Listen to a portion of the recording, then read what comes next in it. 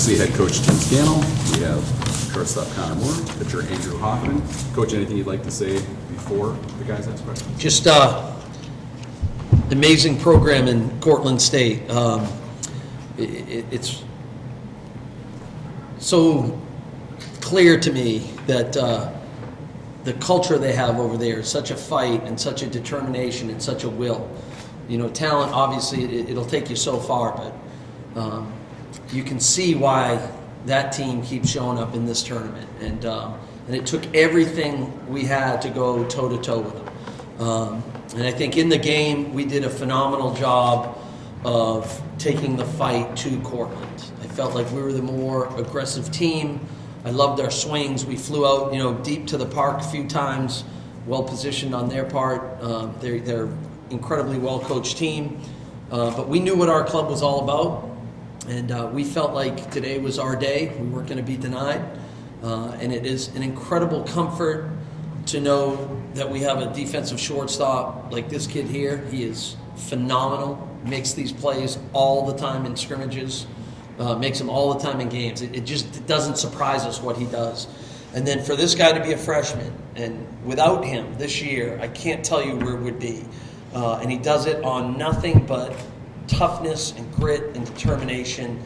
He's got laser vision. He looks the hitter in the eyes, and he takes the fight to the hitter every single time. And that's really what this game is all about. It's like we always use boxing as the analogy, is that great mano-a-mano battle. Well, so is it pitching and hitting.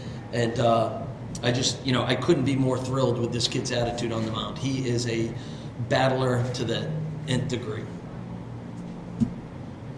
You see the irony that a team known for home runs and scoring a lot of runs and big batting averages, that it was defense that puts you into the title run? Yeah, there's no question. It always gets spun back to pitching and defense, right? That's what baseball is always about. I think in the end, what we were super pleased with is Cortland is so good, such a good team, that they force us to play a style of baseball that maybe we're not accustomed to, and I think everyone here would tell you we're not very good at it, but we got down some key bunts, we moved some runners. I mean, we played small ball, at least small ball to our version, at a very good level today, and that was because Cortland made us do it. Hey, Connor, it's rare that one play really turns the whole game around. When the ball went out there, everybody in the stands was looking at the left fielder coming in, and you pop out of nowhere. Take us through that play. Well, they'd been kind of peppering the 5-6 hole both games we played them, so I shifted over a little bit in the hole, and then just got a good jump off the bat, and was fortunate enough to get there in time. Just snagged it, I guess. Is that the biggest play of your career? I'd say so, yeah. It's pretty big. Did you have it all the way, or did you catch it with the snow cone, or what was it? I felt like I had it all the way. I didn't feel any bobbles on the way down or anything, so secured it. Coach, talk specifically about the 6th and 7th. You load the bases, but then be able to get out of it after taking on runs at the top half of it.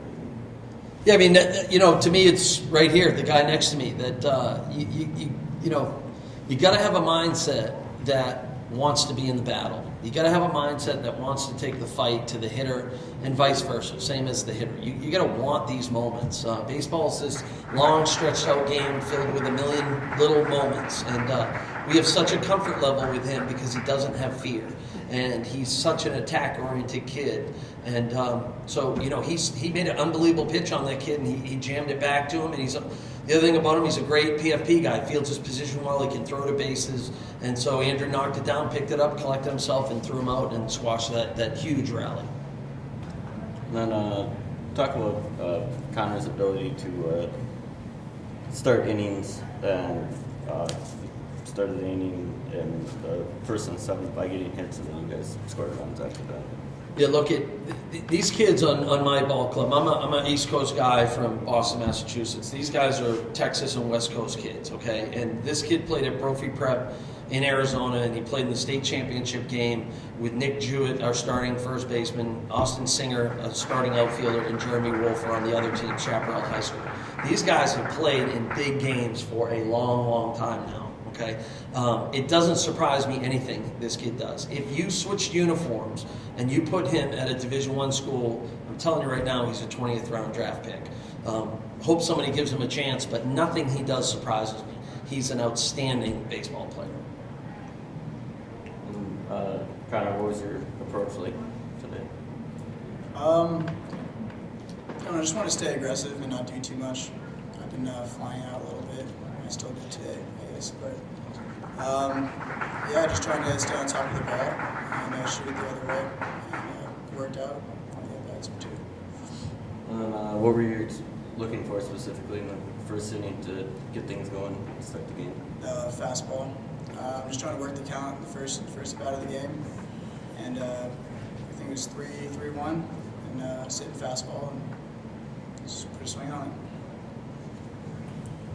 Coach, 600 wins.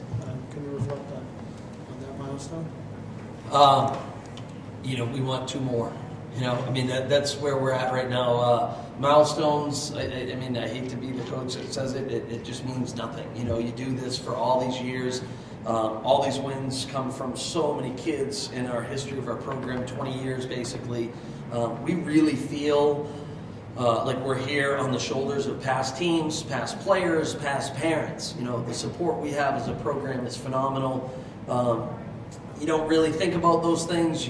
It's very humbling. I mean, this win today is humbling. But in terms of wins that you accumulate as a coach, I don't think any of us care anything about them. It's because this guy's a great player and this kid just pitched a great game, and you can rewind the clock 15 years. Andrew, what goes through the mind of a freshman on a senior-laden team in a big game like this? How do you control your emotions and focus? I try not to add too much pressure on myself. I like to trust my defense. They're a group of veteran guys who've made a bunch of big plays time and time again for me. So I just try to get ahead, which I kind of struggle with today, but just get ground balls and balls hit to my fielders that I have a lot of faith in. And Andrew, coming in especially, knowing there's 10 outs to go, wanting to finish the game, tell us a little bit about pacing yourself and prepping yourself for that. Well, like I said, I try not to add too much pressure on myself. I've been put in some pretty big situations this year, so I have a lot of faith in myself and my defense to get out of big jams. All right, thank you, gentlemen. Thank you, guys. Congratulations. Thank you very much.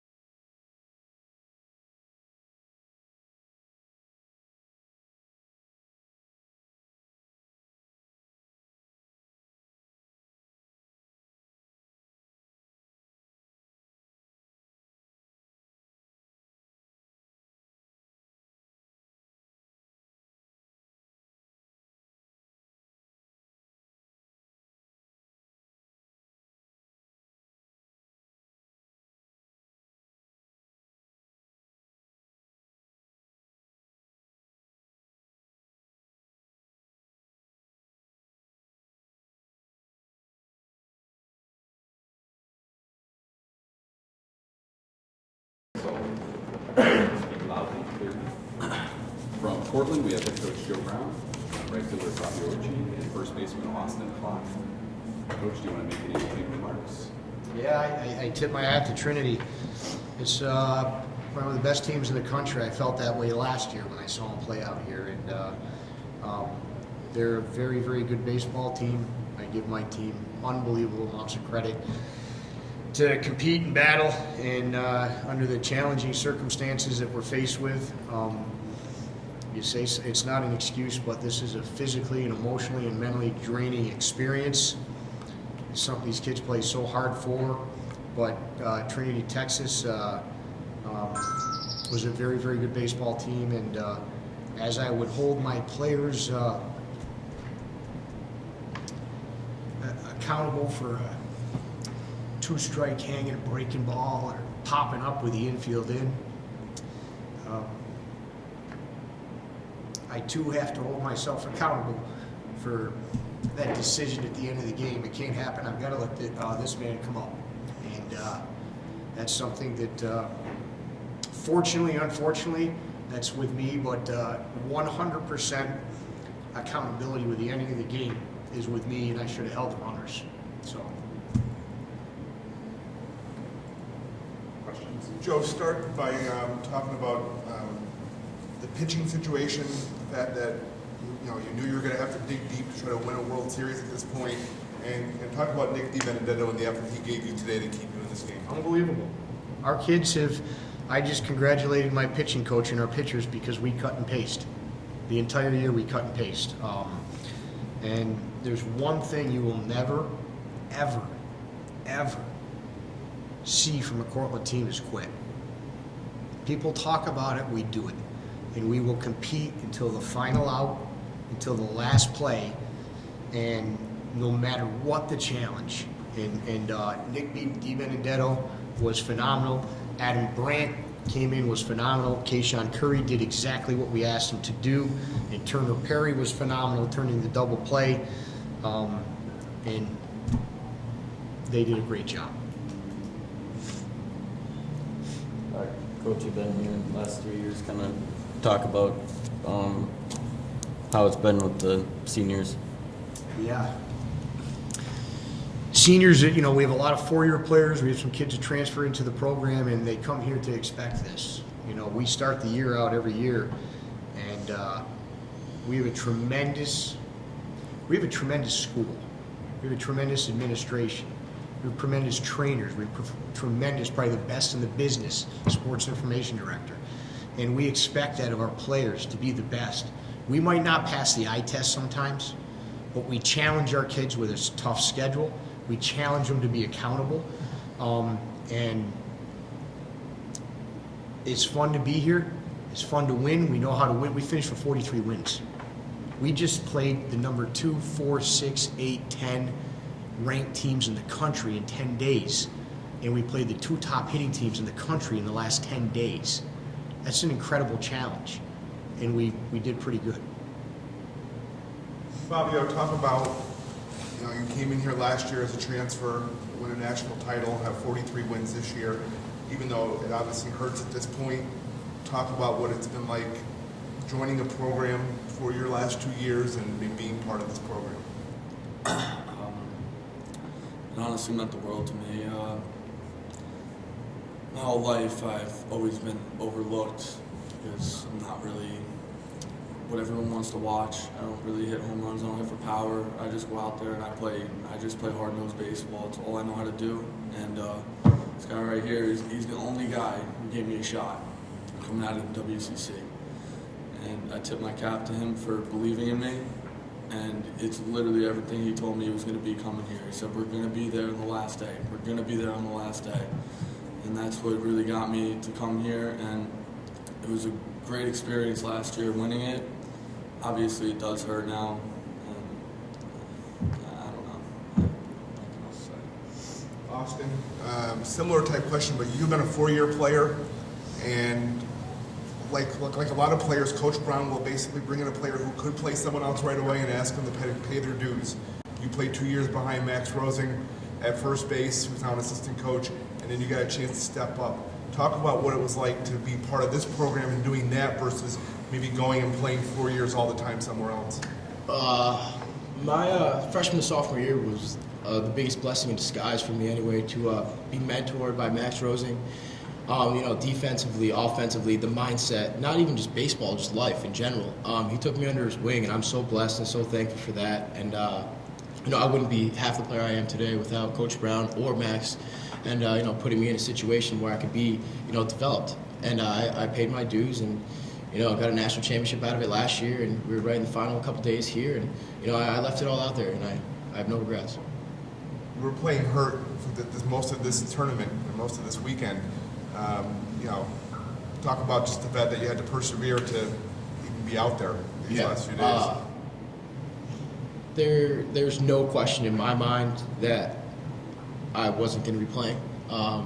You know, as a senior, a 4-year guy, a captain, a leader, a role model on this team, I was going to leave it all out there, and I had to. And our trainer, Pat Dede, spent endless time with me, you know, getting my hamstring, my groin, my knee, everything that, you know, ached me and it was hurting me to, you know, be able to where I could play. And I'm so thankful for that. Pat's a tremendous trainer, and he's going to be so successful in what he does next year. And, you know, whoever hires him, wherever he chooses to go, is going to get a tremendous trainer. Absolutely the best. Joe, do you want to try to sum up again the fact that, you know, what this program is and what it has been with these guys at the leadership? It's the best program in the country. It's the best program. What I mean by that is the administration, all the alumni out there, the kids, and, you know, Fran, you asked a good question about these kids being hurt. There ain't a kid out there right now that's not hurt. Justin Key can't squat. You know, Fabio, I have half his hamstring, and this is my whole challenge going forward, and I want to be a part of the solution. We got to do right by these guys. Kids are playing hurt, you know, and it's a challenge, but I'm going to promise you one thing. I said it last year when I left here, you know, 2 years ago. 2 years ago, before we won the championship, that helped recruiting. We had a phenomenal recruiting class, and the excitement is unbelievable what's going on in our institution right now. So we'll be back. The game knows, baby. The game knows. See you guys next year. Yep. Thank you. Thank you very much. Thank you.